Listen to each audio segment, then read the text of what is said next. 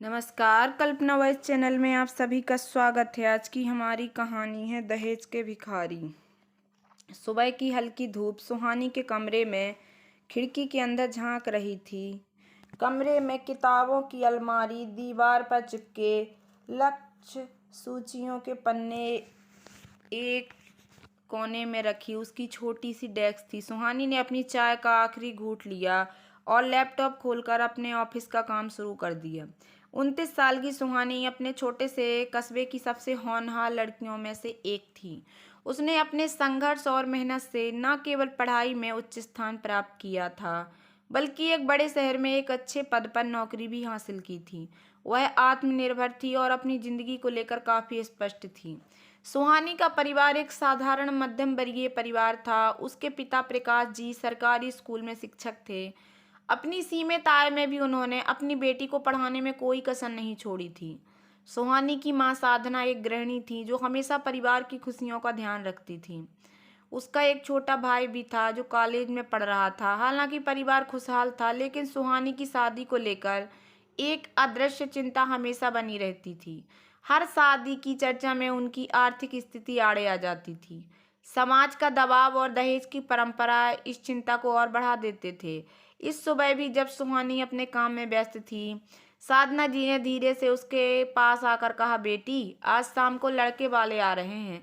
अच्छा घर बार है और लड़का भी पढ़ा लिखा है, बस हमें थोड़ा ध्यान से बात करनी होगी। सुहानी ने थोड़ी हैरानी और झुंझलाहट के साथ माँ की ओर देखा। माँ, आप बिना मुझसे पूछे इन सब बातों में क्यों पड़ती हैं? मुझे अभी शादी की जल्दी नहीं है, और वैसे भी अगर उनकी सोच दहेज जैसी होगी तो मुझे उनसे कोई बात नहीं करनी। साधना जी ने थोड़े हिचकते हुए कहा, बेटी, हम भी नहीं चाहते कि दहेज की बात हो, पर जमाना ऐसा है, अगर लड़का अच्छा है और हमें थोड़ी मदद के लिए कहे तो इसमें गलत क्या है? सुहानी ने गहरी सांस ली और गंभीर स्वर में बोली, माँ, मदद और दहेज में फर्क होता है। मैं अपनी जिंदगी किसी ऐसे इंसान के साथ नहीं बिताना चाहती जिसकी सोच इतनी पीछे हो। साधना ने शांत स्वर में कहा, अच्छा, एक बार मिल तो लो, क्या मालूम तुम्हें लड़का पसंद आ जाए।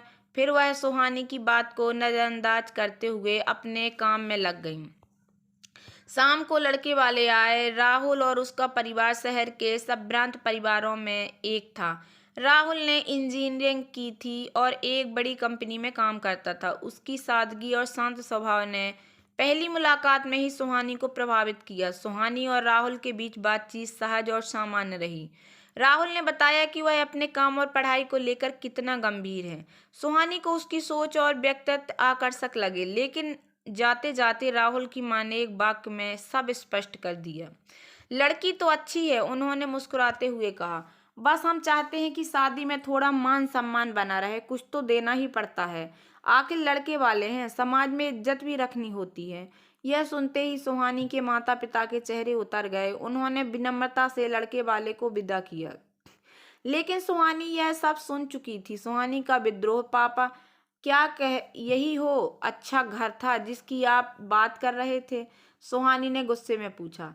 प्रकाश जी ने सिर झुकाते हुए कहा, बेटा, हमें देखना पड़ेगा, समाज में रहना है। सुहानी ने दृढ़ स्वर में जवाब दिया, पापा, मैं दहेज के इस खेल में शामिल नहीं होने वाली। अगर उनकी सोच ऐसी है तो मुझे यह रिश्ता नहीं चाहिए। उस रात सुहानी अपने कमरे में बैठी गहरी सोच में डूबी रही। क्या मेरी शिक्षा, मेरी आत्मनिर्भरता और मेरे संस्कार काफी नहीं है? क्या एक लड़की की पहचान सिर्फ उसकी क्षमता से नहीं, बल्कि दहेज की रकम से होती है?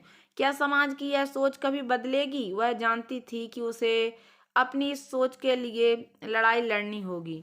दहेज के खिलाफ यह लड़ाई उसके आत्मसम्मान और सही जीवन साथी की तलाश की थी। अगली सुबह घर का माहौल कुछ तनावपूर्ण था। साधना जी रसोई में काम करते हुए बड़बड़ा रही थीं। इतने अच्छे घर से रिश्ता आया था, लड़का इतना पढ़ा लिखा, फिर भी हमारी किस्मत खराब जो लड़की को कुछ समझ नहीं आता। और प्रकाश जी अखबार में सिर झुकाए बैठे थे, लेकिन उनका ध्यान अखबार पर नहीं था। सुहानी अपने कमरे से बाहर आई और माँ की बातों को सुनते हुए बोली, माँ, आप मुझे बार बार दोष क्यों दे रही हैं? क्या आपको नहीं लगता कि रिश्ता सोच समझ कर तय होना चाहिए? दहेज मांगने वाले लोग कैसे अच्छे हो सकते हैं? माँ ने झुंझला का जवाब दिया, बेटी ने, यह तो शादी के बाद ठीक हो जाता है। लड़का अच्छा है, नौकरी भी बढ़िया है, अगर थोड़ा देना पड़े तो इसमें इतना बुरा क्या है। समाज में रहना है बेटी, ये सब ऐसे ही चलता है। सुहानी ने कड़े स्वर में कहा, माँ यही तो समस्या है। जब तक हम ऐसे ही चलता है मानकर इसे सही ठहराते रहेंगे, यह बंद कैसे होगा। क्या एक लड़की की जिंदगी उसकी काबिलियत पर तय नहीं हो सकती? क्या हमेशा पैसों से उसका मूल्य तय किया जाएगा? प्रकाश जी ने धीरे से कहा, सुहानी हम तुम्हारे खिलाफ नहीं है, लेकिन समाज के नियमों से लड़ना आसान नहीं है। लोग बातें करेंगे, रिश्तेदार ताने देंगे, और अगर ये रिश्ता टूट गया तो आगे कोई और रिश्ता आएगा भी या नहीं पता नहीं।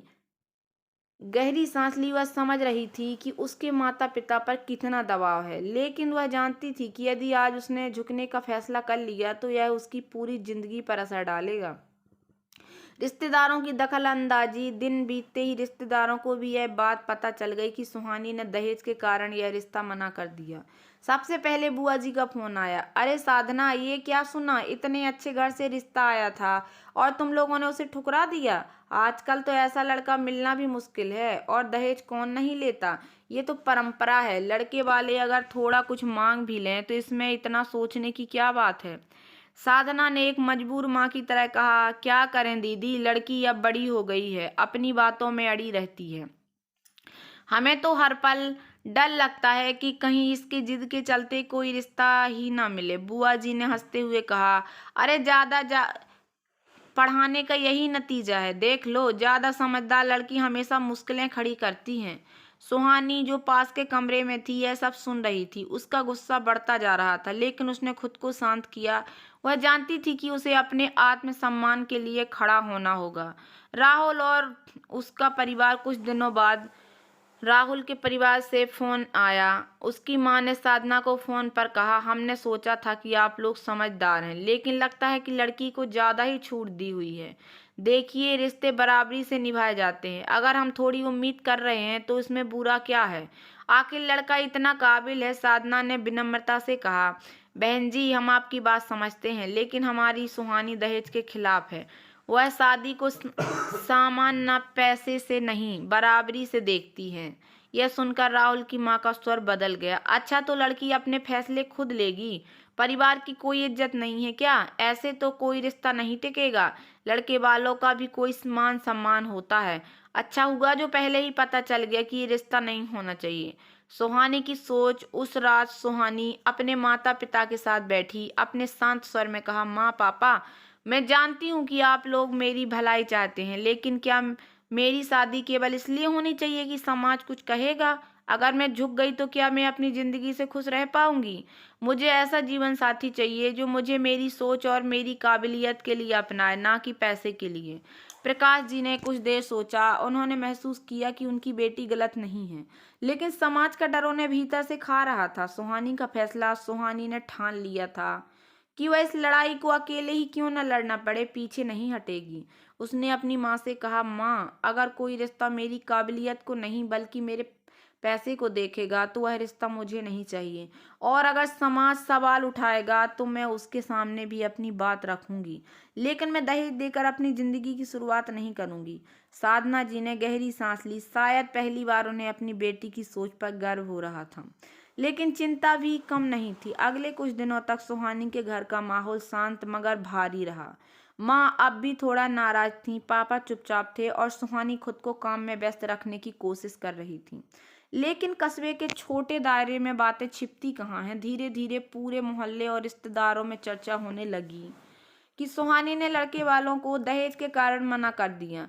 एक सुबह जब साधना जी सब्जी खरीदने बाजार गईं तो उनकी पड़ोसी आरती ने व्यंग करते हुए पूछा, अरे भाभी, सुना है कि सुहानी ने इतना अच्छा रिश्ता ठुकरा दिया। आजकल तो लड़कियों को ऐसे रिश्ते नहीं मिलते, क्या जरूरत थी इतना ईगो दिखाने की?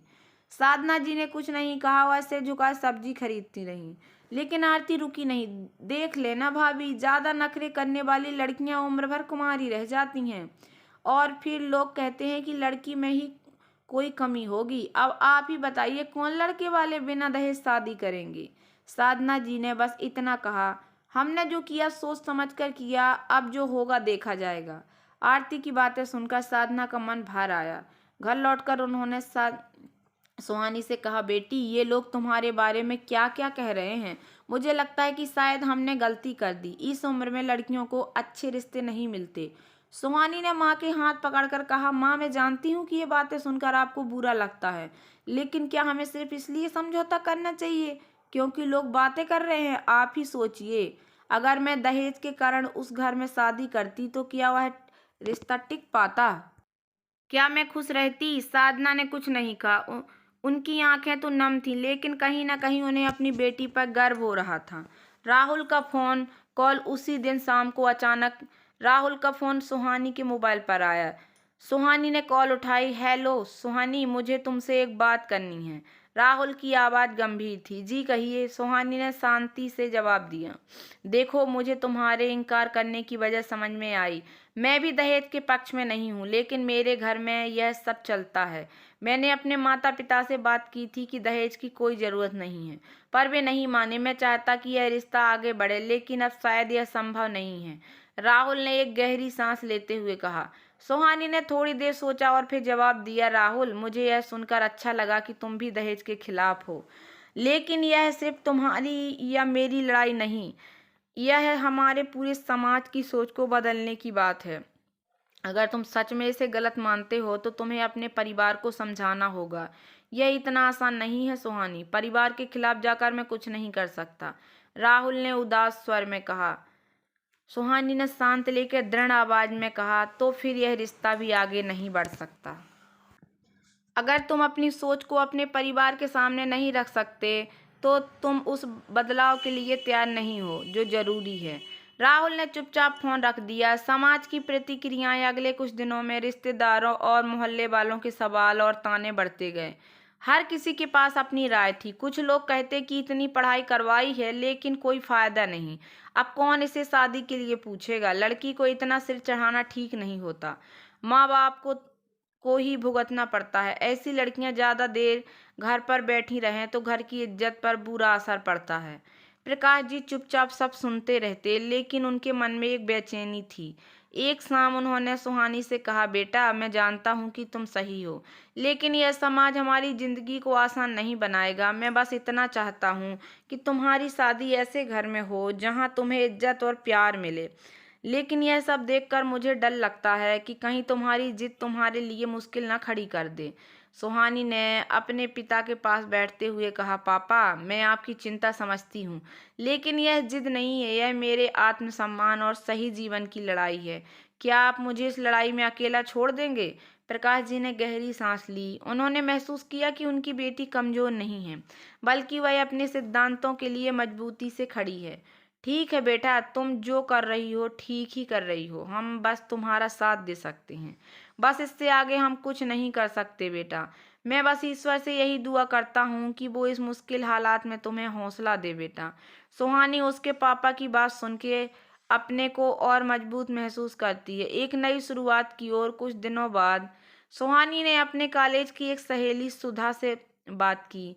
सुधा भी सुहानी की तरह आत्मनिर्भर थी और अपनी शादी में किसी भी प्रकार के समझौते के खिलाफ थी। सुहानी, समाज की बातों को भूल जाओ। हम दोनों ने यह ठाना है कि हम अपने लिए सही जीवन साथी ढूंढेंगे, ना कि किसी दबाव में आकर समझौता करेंगे। हमें अपनी लड़ाई खुद लड़नी होगी। सुहानी को सुधा की बातों से हिम्मत मिली। उसने तय कर लिया कि वह अपने जीवन को लेकर कोई जल्दबाजी नहीं करेगी।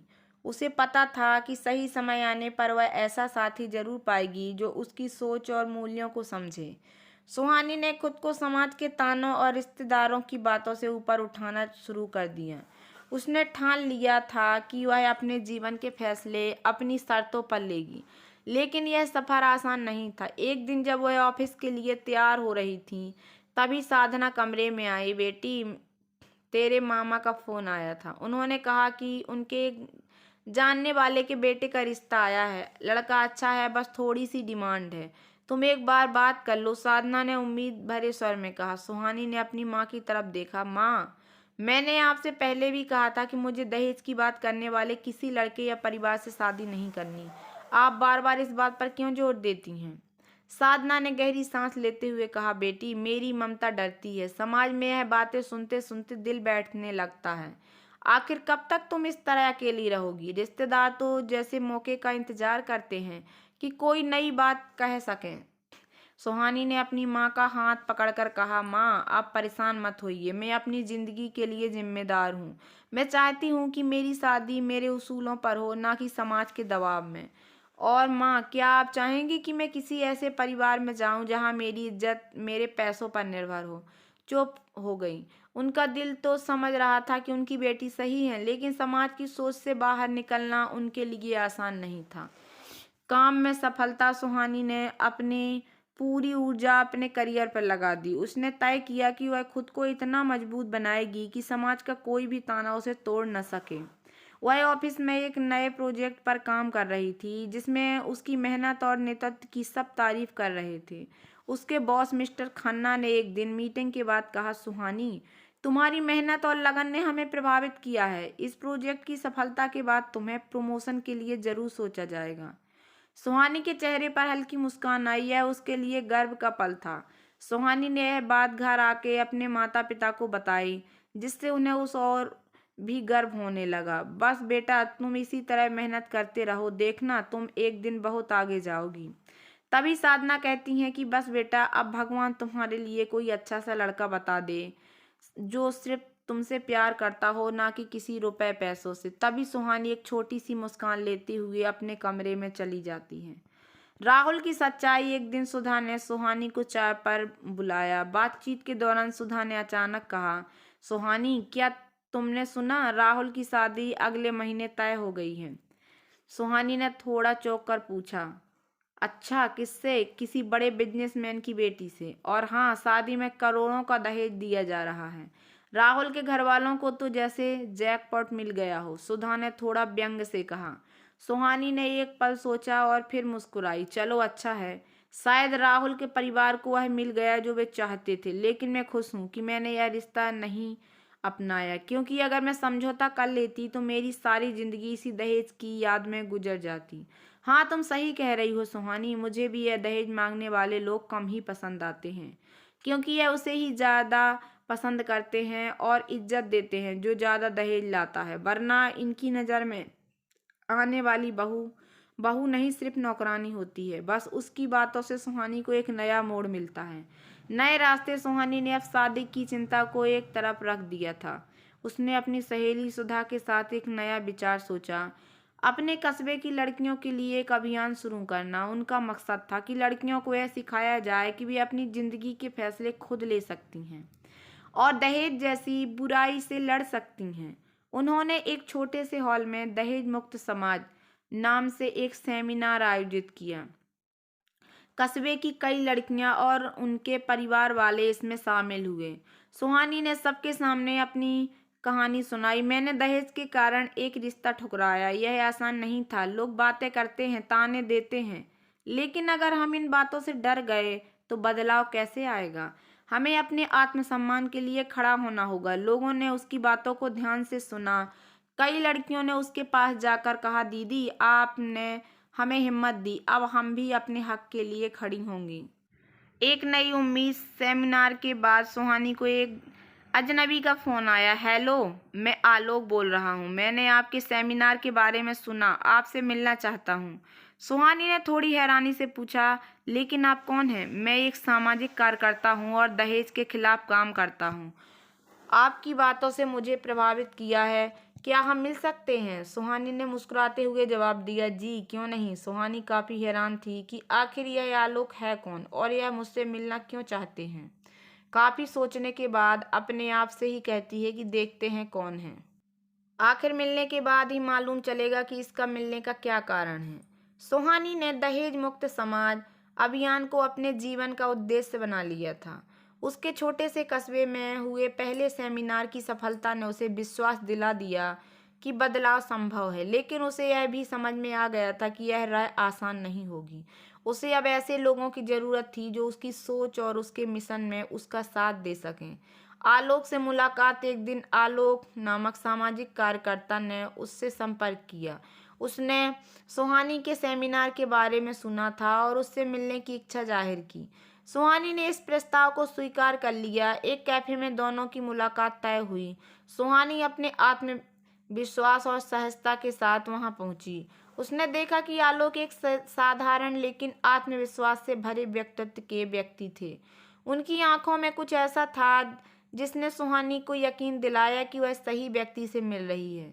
सुहानी जी, सबसे पहले तो मैं आपको बधाई देना चाहता हूँ, आलोक ने कहा। आपने जिस हिम्मत से अपनी बात समाज के सामने रखी है वह वाकई प्रेरणादायक है। धन्यवाद आलोक जी, लेकिन मुझे लगता है यह तो अभी शुरुआत है। हमारे समाज में दहेज जैसी कुप्रथा को खत्म करना एक लंबी लड़ाई है। सुहानी ने ईमानदारी से जवाब दिया। कैफे के वेटर ने ऑर्डर लिया और दोनों ने कॉफी मंगाई। बातचीत का सिलसिला जारी रहा। सुहानी जी, मैंने बरसों तक दहेज प्रथा के खिलाफ काम किया है, लेकिन मैं देख रहा हूँ कि अब युवाओं के बीच इस विषय पर जागरूकता बढ़ रही है। अगर हम एक साथ काम करें तो इसे और भी प्रभावी बना सकते हैं। आलोक ने अपनी डायरी खोलते हुए कहा, आपके अभियान को एक व्यापक स्वरूप देने के लिए कुछ योजनाएं हैं, जैसे कि एक कम्युनिटी सेंटर जहां लड़कियों को आत्मनिर्भर बनने की ट्रेनिंग दी जा सके। साथ ही हमें गांव-गांव जाकर जागरूकता फैलानी होगी। सुहानी की आंखों में चमक आ गई। यह तो बहुत ही अच्छा विचार है, लेकिन इसके लिए फंडिंग और लोगों का समर्थन जरूरी होगा। समाज में अब भी ऐसे लोग हैं जो बदलाव का विरोध करेंगे। आलोक मुस्कुराए। हर बड़े बदलाव का सामना चुनौती से होता है, लेकिन अगर हम एक एक कदम आगे बढ़ाए तो मंजिल तक पहुंच सकते हैं। मैं इस काम में आपके साथ हूँ। उस पल सुहानी को पहली बार महसूस हुआ कि वह अकेले नहीं है। आलोक जैसे लोग उसकी लड़ाई को साझा कर रहे हैं। यह उसके लिए एक नई शुरुआत थी। परिवार में बदलाव। सुहानी के इस अभियान का प्रभाव धीरे धीरे उसके परिवार पर भी दिखने लगा था।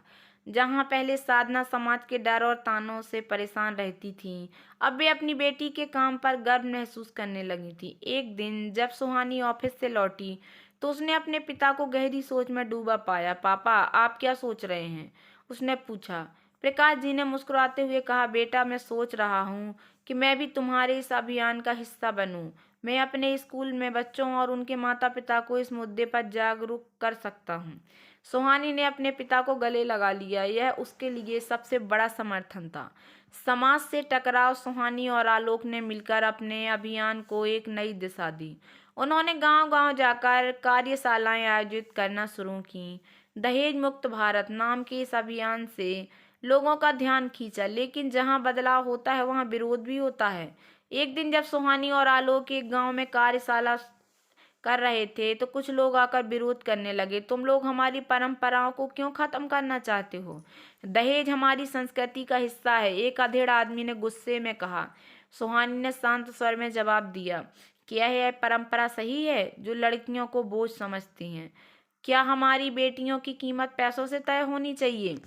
आलोक ने भी कहा, दहेज ने ना जाने कितने परिवारों को तबाह किया है। अगर हम इसे रोक सकते हैं तो हमें जरूर कोशिश करनी चाहिए। कुछ लोग इनकी बातों को समझ गए, लेकिन कुछ अब भी नाराज थे। सुहानी और आलोक जानते थे कि यह लड़ाई आसान नहीं थी, लेकिन यह भी जानते थे कि वे सही रास्ते पर हैं। एक नई शुरुआत। सुहानी और आलोक के प्रयास रंग लाने लगे। कई लड़कियों ने अपनी पढ़ाई और करियर पर ध्यान देना शुरू किया। कई परिवार ने दहेज न लेने और न देने की शपथ ली। एक दिन आलोक ने सुहानी से कहा, सुहानी, तुमने अपने उसूलों और मेहनत से जो किया वह काबिले तारीफ है, लेकिन इस सफर में तुमने मुझे भी बहुत कुछ सिखाया। मैं चाहता हूँ कि हम दोनों इस लड़ाई को साथ में लड़ें, हमेशा के लिए। सुहानी ने थोड़ी हैरानी से उसकी तरफ देखा। तुम कहना क्या चाहते हो आलोक? मैं तुमसे शादी करना चाहता हूँ। बिना किसी उन काम की प्रशंसा कर रहे थे। उसके बिन विचार और प्रयास लोगों के दिलों को छू रहे थे, लेकिन यह सफर बिना चुनौतियों के नहीं था। विरोध की नई लहर। एक दिन सुहानी और आलोक ने एक बड़े शहर में सेमिनार आयोजित किया। सेमिनार में लोग बढ़ चढ़कर शामिल हो रहे थे, लेकिन बीच में कुछ असंतुष्ट लोगों ने विरोध करना शुरू कर दिया। दहेज हमारी परंपरा है, इसे खत्म करने की कोशिश करके तुम समाज के नियमों को तोड़ रहे हो, एक अधेड़ व्यक्ति ने गुस्से में कहा। सुहानी ने माइक थामा और पूरे आत्मविश्वास के साथ कहा, क्या परंपराएं हमारे जीवन में बड़ी हो सकती हैं? क्या बेटियां केवल दहेज की बोली लगाने के लिए पैदा होती हैं? अगर यह परंपरा किसी के सपनों और आत्मसम्मान को कुचलती है तो इसे बदलना हमारा कर्तव्य है। उसकी बातों ने पूरे हॉल में सन्नाटा ला दिया। कुछ लोग सोच में पड़ गए, लेकिन कुछ अब भी नाराज थे। आलोक ने प्रशासन की मदद से कार्यक्रम को सफलतापूर्वक संपन्न कराया। परिवार का साथ इस घटना के बाद सुहानी के माता पिता ने महसूस किया कि उनकी बेटी सच में समाज में बदलाव लाने का काम कर रही है। जो कभी सुहानी के फैसलों को लेकर असमंजस में थी, अब गर्व से कहती थी, हमारी बेटी ने अपने साहस और मेहनत से जो मुकाम पाया है वह अद्भुत है। हमें उस पर गर्व है। एक शाम प्रकाश जी ने सुहानी से कहा, बेटा, यह अब सिर्फ तुम्हारी लड़ाई नहीं है, हमारी भी लड़ाई है। मैं अपने स्कूल के जरिए बच्चों और उनके माता पिता को जागरूक करना चाहता हूँ। सुहानी की आंखें नम हो गईं। उसने महसूस किया कि परिवार का समर्थन उनकी सबसे बड़ी ताकत है। नई योजना की शुरुआत सुहानी और आलोक ने दहेज मुक्त शिक्षा अभियान की शुरुआत करने का फैसला किया। इस योजना के तहत गरीब और पिछड़े वर्ग की लड़कियों को मुफ्त शिक्षा और रोजगार प्रशिक्षण दिया जाता। उन्होंने एक छोटे कस्बे में पहला केंद्र खोला, जहां लड़कियों को सिलाई, कंप्यूटर और अन्य कौशल सिखाए जाने लगे। केंद्र के उद्घाटन पर सुहानी ने कहा, यह सिर्फ एक इमारत नहीं बल्कि उम्मीद की एक किरण है। यह दिखाने का प्रयास है कि हर लड़की अपने सपनों को जी सकती है, बिना किसी समझौते के। आलोक का प्रस्ताव। एक खास दिन आलोक ने सुहानी को डिनर पर बुलाया। सुहानी वहां पहुंची तो उसने देखा कि दीवारों पर अभियान से जुड़ी तस्वीरें और यादें सजाई गई थीं। आलोक ने उनके सामने आकर कहा, सुहानी, तुमने मुझे सिर्फ प्रेरणा ही नहीं दी बल्कि मेरी जिंदगी को भी एक मकसद दिया। मैं चाहता हूँ कि हम इस लड़ाई को हमेशा साथ लड़ें, लेकिन साथी बनकर नहीं, जीवन साथी बनकर। क्या तुम मुझसे शादी करोगी? बिना किसी दहेज या शर्तों के, बस प्यार और सम्मान के साथ। सुहानी कुछ पल के लिए स्तब्ध रह गई। उसे लगा जैसे यह सब एक सपना हो। क्या हुआ, मेरा प्रस्ताव पसंद नहीं आया?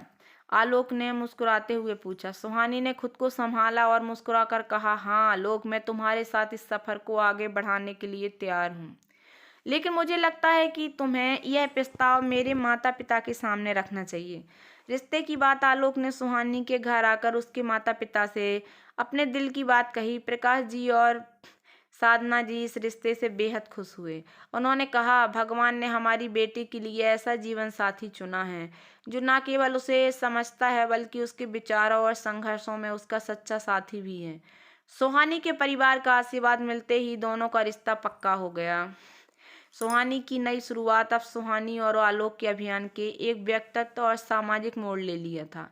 उनके प्रयासों से लोग जुड़ने लगे और धीरे धीरे समाज में बदलाव की लहर दिखाई देने लगी। शादी की तैयारियां। सुहानी और आलोक के रिश्ते को अब उनके परिवार ने भी स्वीकार कर लिया था। उनकी शादी की खबर उनके अभियान से जुड़े लोगों और समाज में चर्चा का विषय बन गई। सभी को यह शादी एक संदेश देती दिख रही थी। प्यार और विश्वास से भरे रिश्ते में दहेज जैसी कुरीति की कोई जगह नहीं है। शादी के लिए दोनों परिवारों ने मिलकर साधारण लेकिन सुंदर कार्यक्रम की योजना बनाई। सुहानी के माता पिता ने स्पष्ट कर दिया कि शादी में ना कोई दिखावा होगा, ना कोई दहेज। यह शादी हमारी बेटी के विचारों का प्रतीक होगी। इसमें सादगी होगी, लेकिन प्रेम और सम्मान की कोई कमी नहीं होगी। प्रकाश जी ने कहा, सुहानी और आलोक ने तय किया कि शादी के दिन को और खास बनाने के लिए वे एक अनोखी पहल करेंगे। उन्होंने शादी के निमंत्रण पत्र में लिखा, हमारी शादी में आपका स्वागत है, कृपया हमें आशीर्वाद दें, लेकिन किसी भी उपहार या दहेज की अपेक्षा न करें। इसके बजाय समाज में दहेज प्रथा को खत्म करने के लिए जागरूकता फैलाने का वादा करें। शादी का दिन आ चुका था। समारोह में आलोक और सुहानी ने साधारण पोशाक पहनकर सभी के सामने उपस्थित हुए। विवाह स्थल को फूलों और दियों से सजाया गया था। अतिथियों में दोनों के परिवारों के साथ साथ उनके अभियान से जुड़े कार्यकर्ता और कई समाज सुधारक भी शामिल हुए। फेरे लेने से पहले सुहानी और आलोक ने सभी मेहमानों को संबोधित किया। आलोक ने कहा, यह शादी सिर्फ हमारा मिलन नहीं बल्कि एक विचारधारा का मिलन है। हम चाहते हैं कि हर बेटी और बेटे को अपने फैसले लेने की आज़ादी मिले और दहेज जैसी कुप्रथा कभी उनके रास्ते का रोड़ा न बने। सुहानी ने भी अपने भाव साझा किए। हमारी शादी का उद्देश्य केवल व्यक्तिगत खुशी नहीं बल्कि समाज में यह संदेश देना है कि बदलाव संभव है।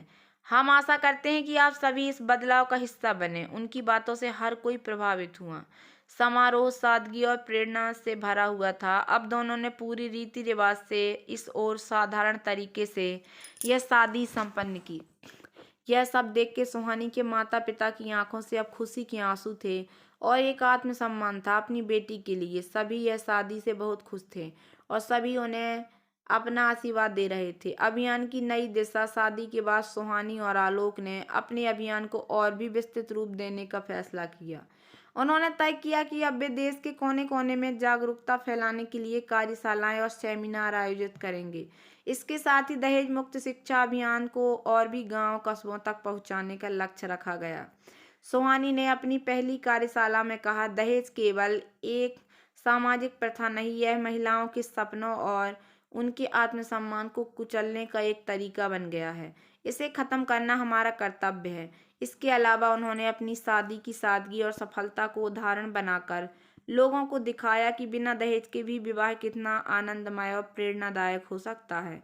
समाज में बदलाव की शुरुआत धीरे धीरे सुहानी और आलोक के प्रयासों का असर दिखने लगा। कई परिवारों ने दहेज लेने देने की प्रथा को छोड़ने का संकल्प लिया। उनके केंद्रों में सैकड़ों लड़कियां आत्मनिर्भर बनने की ट्रेनिंग ले रही थीं। एक दिन एक गरीब किसान ने सुहानी से कहा, आपकी प्रेरणा से मेरी बेटी की शादी बिना दहेज के हो रही है। मुझे अब इस बात का गर्व है कि मैं उसे उसके आत्मसम्मान के साथ विदा कर रहा हूँ।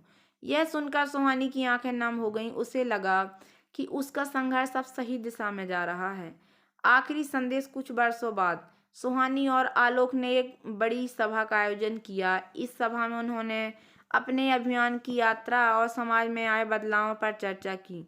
सुहानी ने कहा, हमारा सपना केवल हमारा नहीं, पूरे समाज का सपना बन चुका है। दहेज प्रथा को खत्म करने के लिए हमें हर दिन लड़ाई लड़नी होगी, लेकिन मैं यकीन दिलाती हूँ कि अगर हम सभी मिलकर कोशिश करें तो एक दिन हमारा समाज इस कुप्रथा से मुक्त हो जाएगा। आलोक ने भी सभी से आग्रह किया, यह सिर्फ हमारा नहीं, हर माता पिता, हर भाई बहन और हर युवा का कर्तव्य है कि वे इस बदलाव का हिस्सा बने। हमारी छोटी छोटी कोशिशें मिलकर बड़ा बदलाव ला सकती हैं। तो दोस्तों, कैसी लगी आप लोगों को मेरी ये कहानी? अगर कहानी पसंद आई हो तो प्लीज़ मेरे वीडियो को लाइक कर देना। चैनल पर नए आए हो तो प्लीज़ सब्सक्राइब कर लेना और ज़्यादा से ज़्यादा शेयर करना। धन्यवाद दोस्तों।